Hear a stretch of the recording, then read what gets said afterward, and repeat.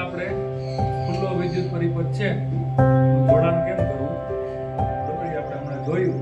હવે આપણે પ્રેક્ટિકલ કરીને જોઈએ. અહીંયા જો આપ્યું છે સ્વિચ, તો આપણે સ્વિચ જોડી. પછી સ્વિચનો એક છેડો છે એ ક્યાં આવે? એલઈડી અથવા તો લેમ્પ લેમ્પમાં આવે.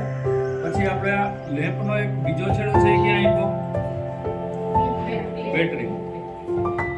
પછી બેટરીનો એક જે બીજો છેડો છે એ ફરી પાછો ક્યાં આપ્યો? સ્વિચ. આ આપણો પરિપથ બની ગયો. હવે અત્યારે પરિપથ છે એ કેવો છે? ખુલ્લો. વિદ્યુત પ્રવાહ બંધ છે. વિદ્યુત પ્રવાહ બંધ છે પણ પરિપથ કેવો છે? ખુલ્લો. ખુલ્લો પરિપથ હોય તો શું થાય?